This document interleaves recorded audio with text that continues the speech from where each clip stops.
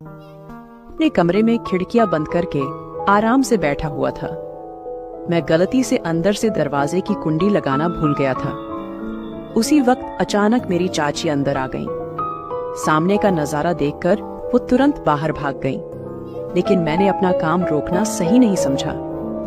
जब मैं बाहर आया तो चाची बोली, क्यों समीर, अंदर क्या कर रहे थे? मैंने कहा, चाची आपको पता ही है, अब मेरे मुंह से क्या सुनना चाहती है? चाची बोली, वह सब ठीक है, लेकिन तुम्हें अपना कमरा बंद नहीं करना चाहिए था। मैंने कहा, चाची मुझे क्या पता था कि तुम उसी वक्त कमरे में आ जाओगी? वैसे भी मैं तो कुछ गलत कर नहीं रहा था। चाची बोली, वह बात नहीं है, लेकिन फिर भी तुम्हें पता है, जब कोई उस काम को करते हुए देख लेता है तो उसका मन भी वही सब करने को लगने लगता है। मैंने कहा, तो चाची तुम भी आ जाया करो। चाची बोली, मन तो मेरा भी बहुत कर रहा है, लेकिन तुम्हें तो पता है तुम्हारा चाचा कई दिनों से घर से बाहर गया हुआ है और मैं अकेली वह सब कैसे करूंगी? मैंने कहा, चाची अगर आप बुरा न माने तो मैं आपकी मदद कर दूंगा, मैं आपके साथ वह सब काम कर सकता हूँ। चाची बोली, तेरा दिमाग खराब है। इससे पहले कि चाची और कुछ बोल पाती, मैं तुरंत वहां से भाग गया। वैसे भी मैं तो अपनी चाची के साथ बहुत पहले से वह काम करना चाहता था, लेकिन हाँ, कहने की हिम्मत नहीं हो रही थी। आज चाची ने मुझे देख लिया था, तो आज वह बात कहने का सही टाइम आ गया था और माहौल भी था, इसलिए मैंने वह बात कह दी। इससे एक बात मुझे पता लगी कि बात कहने का भी एक सही समय आता है। उस समय बात कर लेनी चाहिए। उस समय आपकी बात पूरी होने के बहुत चांस होते हैं। एक दिन चाचा और चाची छत पर काम कर रहे थे। मैं उन्हें यह सब करते हुए देख रहा था। मैंने कुछ देर खड़े होकर देखा। मेरे सामने फेस टू फेस एक फिल्म चल रही थी। मुझे चाचा चाची को देखकर बहुत मजा आ रहा था। चाचा अपनी सारी जान लगाकर काम कर रहा था। उस समय मेरी शादी नहीं हुई थी। मैं 22 साल का हूँ और मेरी चाची बहुत खूबसूरत थी। वह हमेशा मेरे साथ मजाक मस्ती करती रहती थी। चाची और मेरे बीच एक अच्छा दोस्ती वाला रिश्ता था। जब चाची हमारे घर में नई नई आई थी तो उनमें बहुत घमंड था, और घमंड होना भी चाहिए था, क्योंकि वह किसी से कम नहीं थी। चाची की ऊंचाई और लंबाई बहुत थी। उनकी आंखें गोल और भरी भरी थी। जब वह एक साथ मेरे की तरफ देखती तो मेरा सीना चीर कर रख देती थी। जब मैं कोई बात करता तो वह मुंह टेढ़ा कर लेती थी। तब से मैं समझ गया था कि चाची में खूबसूरती का घमंड भरा हुआ है। चाचा एक प्राइवेट कंपनी में काम करते थे। जहां वो काम करते थे वह हमारे घर से 50 किलोमीटर दूर था। उन्हें वापस आते आते आधी रात हो जाती थी। कभी कभी तो वो घर वापस नहीं आते और वहीं ठहर जाते थे। वो बस अब वहीं रहने का प्रबंध कर रहे थे, क्योंकि घर रोजाना आना जाना बहुत दूर पड़ जाता था। जब चाचा जी वापस नहीं आते थे तो चाची अपने कमरे में अकेली रहती थी। मैंने चाची को कई बार अकेले देखा था और उन्हें देखकर ही मैंने भी महसूस किया कि मेरे चाचा आधी रात घर आते हैं, कभी काम करते हैं और कभी नहीं। जितनी चाची को प्यार की जरूरत थी, चाचा उतना प्यार चाची को नहीं दे पा रहे थे। यह बात मुझे पूरी तरह से समझ आ गई थी। एक दिन सुबह मैंने देखा चाची बहुत उदास लग रही थी, तो मैंने उनसे पूछा, क्या हुआ चाची, आप उदास लग रही हैं? चाची बोली, मेरी तबीयत कुछ ठीक नहीं लग रही। फिर मैंने उनके लिए मेडिकल स्टोर से दवाई ले आई। दवाई खाकर चाची अपने कमरे में चली गई। थोड़ी देर बाद उनका हालचाल पूछने के लिए मैं उनके कमरे में गया तो देखा कि उन्हें काफी बुखार था। मैंने कहा, चाची, चाचा जी आज घर नहीं आएंगे? चाची बोली, वह ऑफिस के काम के लिए कुछ दिनों के लिए बाहर गए हैं। मैंने कहा, अब क्या करूं? चाची की तबीयत तो बिगड़ती जा रही है। तभी मुझे ध्यान आया, मेरा एक दोस्त था अमन, उसके पापा डॉक्टर थे।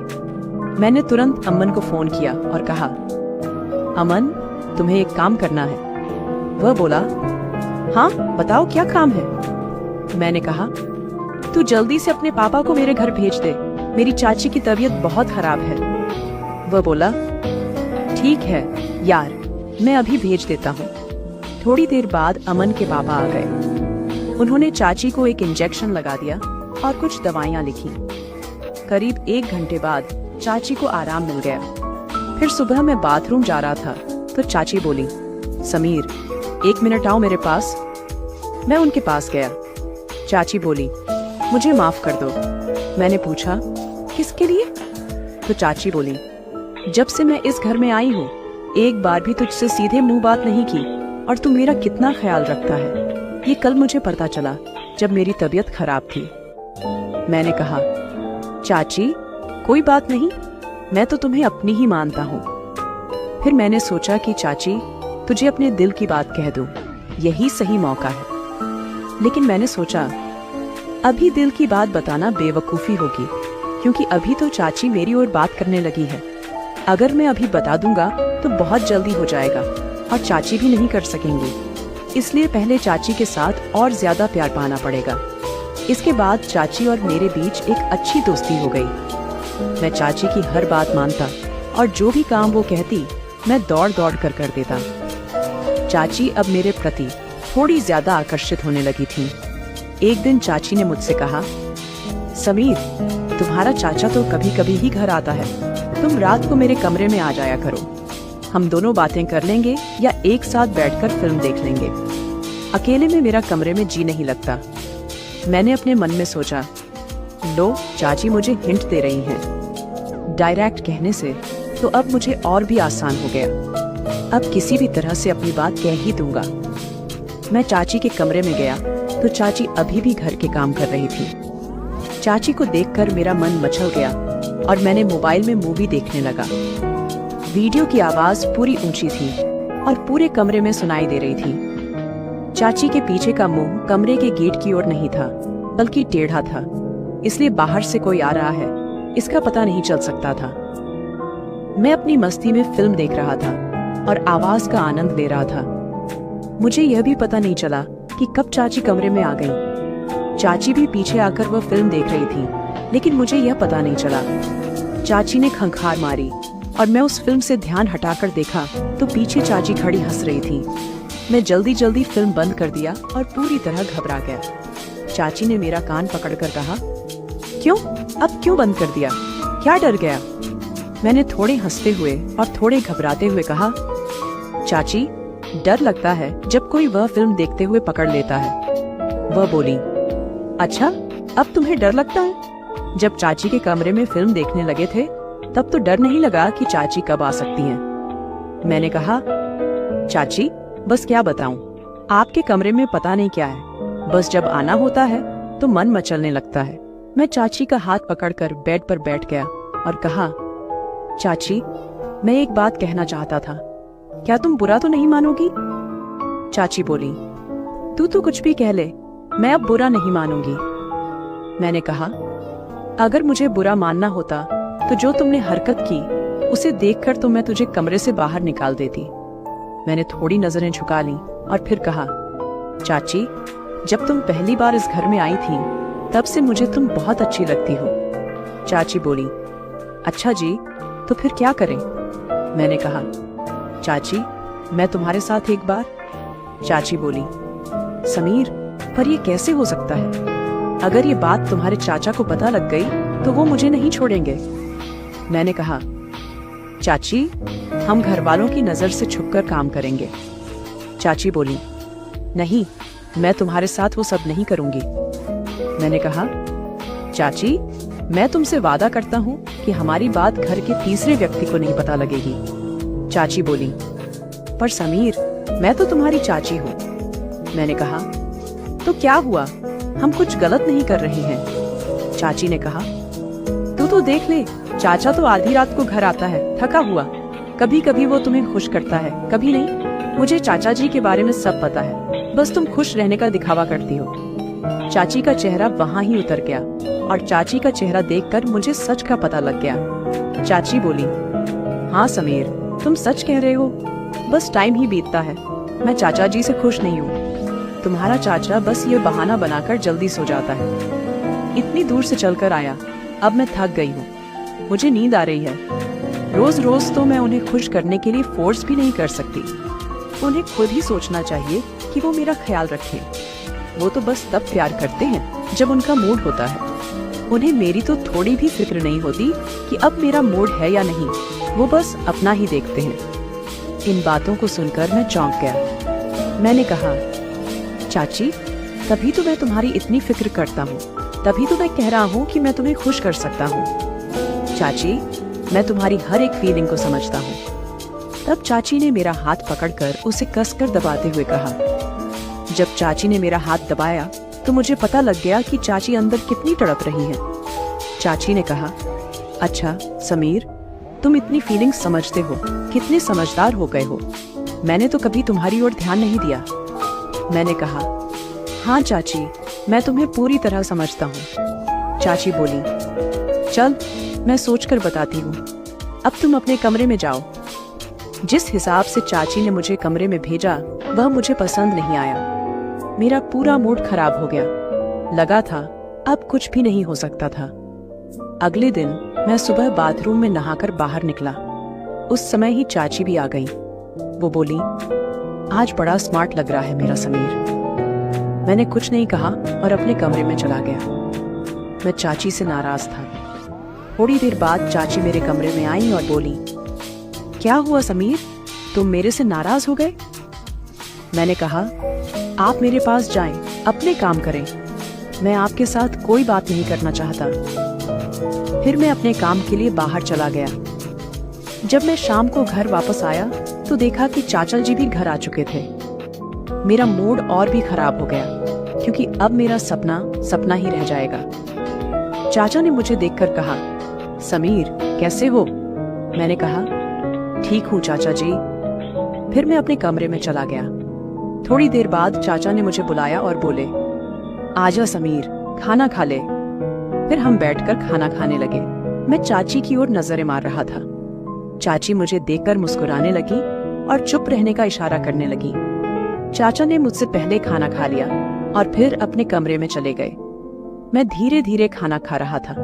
तब चाची मेरे पास आकर बोली, क्या बात है समीर, तुम मुझसे नाराज हो?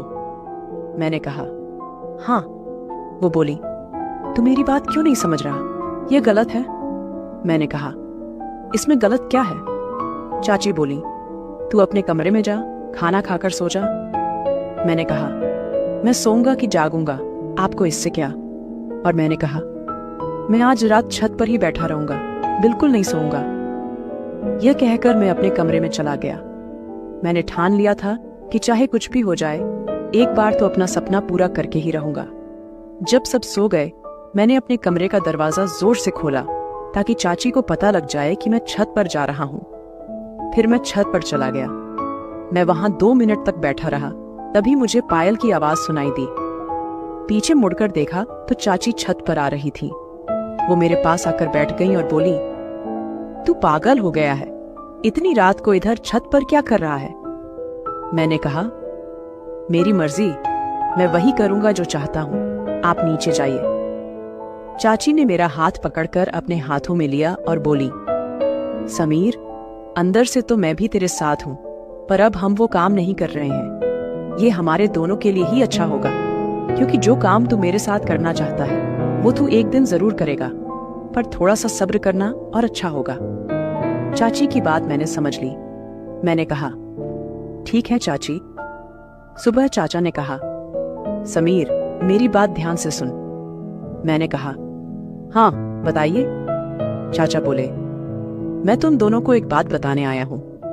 मैं अब दोबारा वापस नहीं आऊंगा। मैं कंपनी के काम से बाहर जा रहा हूँ। लगभग 6 महीने बाद ही वापस आऊंगा। मैंने कहा, अच्छा चाचा जी। चाचा बोले, हाँ, और अब इस घर की जिम्मेदारी तेरी है। तू अपनी चाची का भी अच्छे से ख्याल रखना। मैंने कहा, चाचा जी, आप बेफिक्र रहें। मैं इस घर की जिम्मेदारी संभाल लूंगा और इसे खुद ही संभालूंगा। और रही बात चाची की, तो चाची का मैं बहुत ख्याल रखूंगा। आप बेफिक्र रहें। चाचा ने कहा, अब से 1 घंटे बाद मेरी ट्रेन है। फिर मैंने चाचा को स्टेशन पर छोड़ने चला गया। जब मैं घर वापस आया तो चाची का मूड बिगड़ा हुआ था। चाची रो रही थी। मैंने कहा, चाची क्या हुआ, आप क्यों रो रही हैं? तो चाची बोली, रो क्यों नहीं, और क्या करूं? तेरा चाचा पहले भी कई दिनों बाद आता था और अब तो सीधा 6 महीने के लिए चला गया। यह कहकर वो और भी रोने लगी। मैंने चाची को बिस्तर पर बिठाकर कहा, चाची कोई बात नहीं, चाचा ने अपने काम के लिए जाना ही था और मैं तो हूँ आपके साथ, आपका ख्याल रखने के लिए। ये कहते ही चाची ने मुझे गले लगा लिया। इसके बाद तो बिना कुछ कहे चाची ने मेरे साथ शुरुआत कर दी। इससे आगे की बात तो बढ़ती गई, क्योंकि चाची अब बहुत दुखी थी और पूरी तरह तैयार हो गई थी। उन्होंने बिना कुछ देखे सारा प्यार मुझे दे दिया। फिर मैंने भी पीछे नहीं रहा। चाचा जो चाची को अधूरा छोड़ देते थे, मैं आज वो कमी पूरी कर रहा था। मैंने सारी रात चाची की पूरी सेवा की।